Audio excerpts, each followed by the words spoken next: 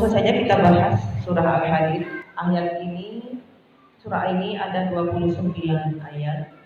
Surah Madaniyah, namun di beberapa ayat-ayatnya masih beberapa menggambarkan kondisi Makkiyah. Bismillahirrahmanirrahim.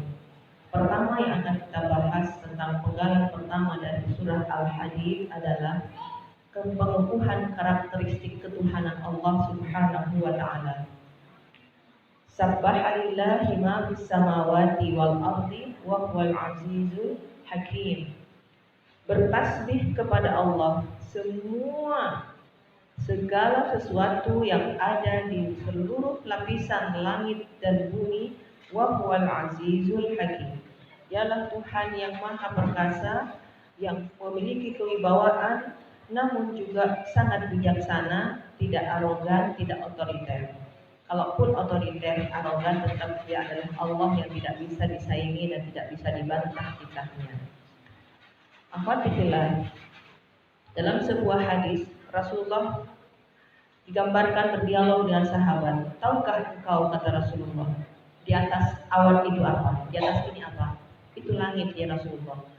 Ketahuilah bahwa antara bumi dan langit itu ada 500 tahun perjalanan. Kemudian di atas langit itu apa lagi? Allah dan Rasulnya yang tahu.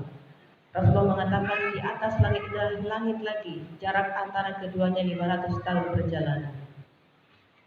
Dan sampai pada langit ketujuh, dan di atas langit ketujuh itu tahukah kalian? Kata Rasulullah, Allah dan Rasulnya yang tahu. Kata Rasulullah, itulah arsy Allah, yang jarak antara langit ketujuh dengan arsy Allah itu 500 tahun perjalanan. Tahukah engkau di bawah bumi ini? Itulah bumi, kata Rasulullah. Dan di bawahnya lagi ada bumi lagi. Dan antaranya itu 500 tahun perjalanan dan seterusnya. Jadi betapa luas alam semesta ini. Betapa bumi kita ini bukan apa-apa dan gak ada apa-apanya. Apalagi Az-Zahra ini, apalagi diri ini. Seorang inayah ini. Tidak ada siapa-siapanya. Tapi justru di kekecilan kita inilah, justru kita dari sinilah muncul ketakaburan kita. Merasa diri paling baik, bahkan menentang Allah Subhanahu wa ta'ala, penguasa jagat ini. Sementara jagat bertasbih, seluruh yang ada di langit dan di bumi bertasbih mensucikan Allah Subhanahu wa ta'ala. Tusabbihu lahu samawati sab'u wal ardu wa man fihinna in min syai'in illa yusabbihu bihamdihi walakin la tafqahuna tasbihahum innahu kana haliman ghafura. Di ayat yang lain Allah menggambarkan bahwa bertasbihlah semua yang ada di langit ketujuh lapis itu dan seluruh bumi ini dan apa yang ada di dalam semuanya, baik jagat raya langit dan bumi ini. Wa in min syai'in illa yusabbihu bihamdi. Tidak ada sesuatu pun kecuali bertasbih kepadanya, kata Allah. Dan dengan memujinya, walakin la tafqahuna tasbihahum, tapi kalian tidak mengetahui tasbih mereka. Innahu kana haliman ghafura. Segitu Allah ditasbihi, dipuji oleh seluruh jagat raya, tapi masya Allah, Allah masih memiliki sifat haliman, maha lemah lembut, bahkan rahiman ghafuran, maha pengampun kepada orang yang masih sombong kepadanya. Kalau kita memiliki punya banyak pengikut, punya banyak karyawan, punya banyak petugas-petugas, staf-staf, sudah merasa paling tinggi dan sudah busuk dada ya. Tapi Allah tidak. Segitu bertasbih seluruh lapisan langit yang ada dan seluruh isi bumi ini, tapi tetap Allah memiliki sifat haliman, maha lemah lembut, santun, dan juga ghafur, pengampunnya luar biasa. Ya. Alam tara anna Allah yuhabbu lahu ma fis samawati wal ardi wat-tayru saffatin. Kata Allah, tidakkah kalian lihat bahwa bertasbih kepadanya seluruh yang ada di langit dan di bumi ini, wat-tayru saffatin, dan burung-burung yang berbaris-baris merentangkan sayapnya. Pernah kita lihat sore hari menjelang maghrib, barisan burung itu dengan segala komandonya dengan izin Allah Subhanahu wa ta'ala, rapi berbaris mereka, mana komandan, mana pasukan, jelas semua barisannya. Saffatin, Allah berbaris merentangkan sayapnya. Kullun qad alima salatahu. Mereka semuanya itu sudah tahu bagaimana cara mentasbih, cara mensucikan Allah Subhanahu wa taala. Wallahu alimun bima yaf'alun, dan Allah lebih tahu lagi apa yang mereka lakukan. Masya Allah. Seluruh semesta ini bertasbih kepada Allah Subhanahu wa taala.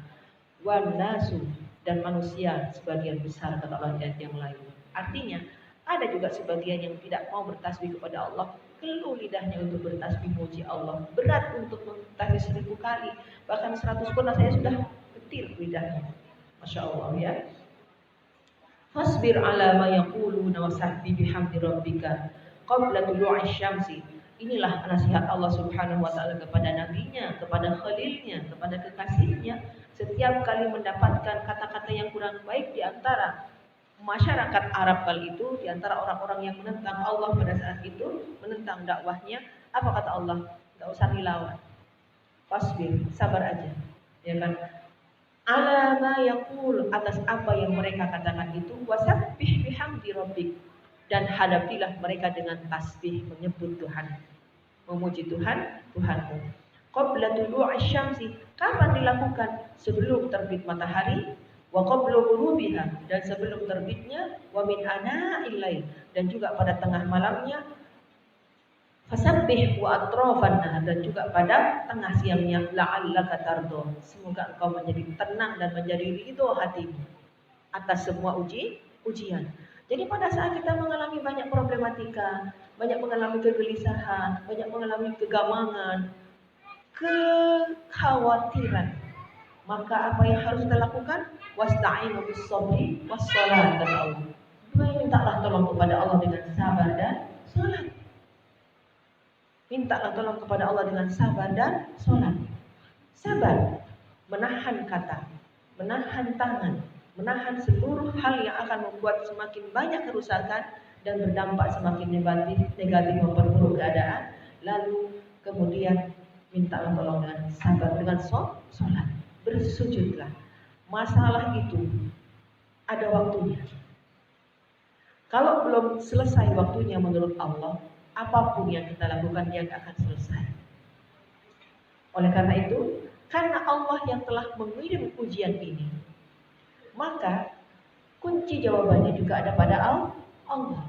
Genggamlah dia, raihlah ampunannya, perbanyak istighfar, dan kemudian bersujudlah selama mungkin. Adukan semuanya kepada Allah. Ya Allah, aku tidak sanggup, tapi Kau tidak akan memuji selain kesanggupanku.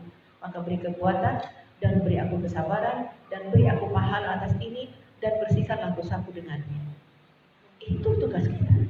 Kita tidak diperintahkan oleh Allah selesaikan masalahmu, enggak.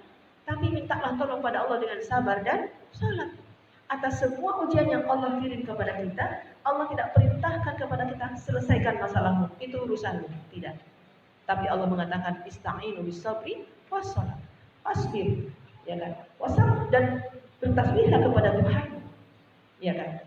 Hendaklah kamu bersabar, bertasbihlah kepada Tuhanmu sebelum subuh, sebelum maghrib, tengah hari, bahkan juga pada tengah malam. Jangan lalai, jangan lost contact dengan Allah. Jangan pernah lepas kontrol atas segala apapun yang kita alami.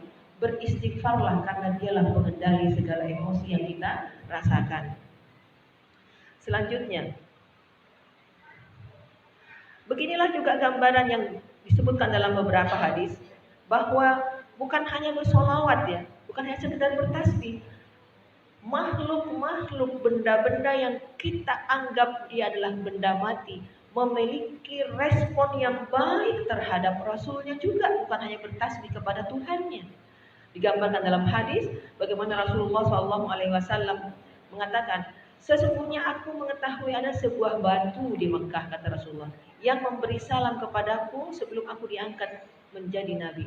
Bukan sebelum ya sebenarnya, saat, ini salah ketik saya, saat aku diangkat menjadi nabi, dan aku tahu sampai sekarang, kata Rasulullah. Jadi pada saat Rasulullah dinobatkan sebagai nabi, itu ada batu-batu yang merasakan memberikan sambutan yang luar biasa. Dia mengucapkan salam kepada Rasulullah. Bahkan sahabat Ali bin Abi Thalib pernah mengatakan, saya berjalan bersama Nabi Muhammad SAW di pinggiran kota Madinah, kata Ali. Tidaklah kami melalui pohon, bebatuan, dan bukit-bukit kecil melainkan semuanya memberi salam kepada Rasulullah. Bahkan dalam sebuah riwayat Imam Bukhari diriwayatkan ada satu pohon kurma yang apabila Rasulullah itu berkhutbah itu senderan di pohon kurma ini. Lalu karena ada seorang sahabiah kemudian datang menemui Rasulullah, ya Rasulullah, ridhokah kau aku buatkan mimbar? Aku punya seorang kenalan yang bisa membuat mimbar, dia seorang tukang kayu. Kata Rasulullah, baiklah, tidak apa-apa. Lalu dibuatkanlah mimbar kepada Rasulullah, dan setelah itu Rasulullah khutbah di atas mimbar itu, menangislah pohon kurma itu karena tidak lagi jadi senderan Rasulullah pada saat berkhutbah. Sahabat bingung, ini suara tangisan dari mana? Setelah diselidik-selidik, rupanya berasal dari pohon kurma itu, dan Rasulullah pun menghampirinya, mengusapnya, memeluknya. Dia pun diam. Kata Rasulullah, demi Allah, andai aku tadi tidak memeluknya, maka dia akan menangis sampai hari kiamat. Begitulah hormatnya alam semesta, bukan hanya kepada Tuhannya, tapi kepada utusan Tuhan yang membawa rahmat kepada seluruh alam. Masya Allah, respect mereka kepada seluruh kebaikan ini. Ingat hadis Rasulullah yang mengatakan bahwa sesungguhnya ikan paus yang ada di laut dalam, bahkan semut yang ada di lubang-lubangnya itu, memintakan ampun kepada orang yang menuntut ilmu sebagai bentuk ridho atas apa yang mereka lakukan. Kepada orang-orang yang menuntut ilmu Islam pun, mereka itu seluruh alam semesta, seluruh jagat raya ini memberikan respon yang luar biasa, memberikan apresiasi yang luar biasa. Masya Allah, ya, betapa mulianya orang-orang yang berada dalam naungan Islam, yang mendapatkan Al-Quran, yang mendapatkan Tuhan yang benar. Kenapa saya bilang Tuhan yang benar? Karena betapa banyak orang yang salah Tuhan dalam kehidupan ini. Innaka kadihun ila rabbika qadhan famulaqi, kata Allah di dalam sebuah ayat itu. Umar pada saat membaca ayat ini, dia melewati seorang rahib, seorang pendeta. Dia menangis. Kata Umar, kasihan kamu ya. Kasihan. Kenapa? Dia sudah bersungguh-sungguh beribadah, dia pikir dia sudah benar, jalannya ternyata salah. Innaka kadihun ila rabbika qadhan. Dia sudah bersungguh-sungguh menuju Tuhan. Famulaqi, dia akan kembali. Masya Allah, dia ternyata salah Tuhan. Ternyata salah Tuhan. Ya kan? Lahu mulku samawati wal ardi yuhyi wa yumiit wa huwa ala kulli syai'in qadir. Dialah yang memiliki, dialah raja, penguasa seluruh langit dan bumi. Yuhyi wa yumiit, yang mematikan dan memberikan juga kehidupan. Wa huwa ala kulli syai'in qadir. Allah itu mematikan. Tiada yang bisa mati tanpa izin Allah. Tiada bisa menghidupkan selain izin Allah Subhanahu wa taala. Penguasa kehidupan, penguasa kematian. Wal awwal wal akhir wal zahir wal batin wa huwa bikulli syai'in alim. Dialah al-awwal wal akhir wal zahir, yang nampak dan yang tersembunyi, wa huwa bikulli syai'in alim, dan Maha tahu atas segala sesuatu. Tak ada sebelumnya selain Allah. Tidak ada kesudahan setelah Allah. Dialah penguasa awal dan sampai akhir. Tidak ada sebelum dia adalah penguasa sebelumnya. Tidak ada Tuhan sesudah dia. Jangan. Dan dialah yang menguasai semua yang nampak maupun yang batin. Bahkan Allah mengatakan, Ya'lamu kha'inatal a'yun wa ma tukhfis sudur. Allah itu mengetahui apa-apa yang ada di dalam dada. Bahkan Allah tahu mata-mata yang berkhianat. Misalnya kita mengatakan teman kita, tahu Allah itu. Bibir sedikit menyong, tahu. Dipikir itu nggak ada hisabnya, ada itu hisabnya. Sebelah kasih. Lidah pun bisa berkat dalamnya. Untuk bisa jangan kayak gini, dia ketahuan kalau kayak ini kan. Ini kalau bilang, artinya sebelah situ lidahnya di dalam mulut bergerak. Itu semua ada hisabnya Allah Akbar. Ya kan? Wa ma yalfidu min qaulin illa ladaihi raqibun atid, kata Allah. Tidaklah terucap satu kata kecuali raqib dan atid pasti mencatat. Apalagi banyak kata, apalagi jadi narasi, apalagi sampai di sosmed. La haula wala quwata illa billah. Astagfirullah.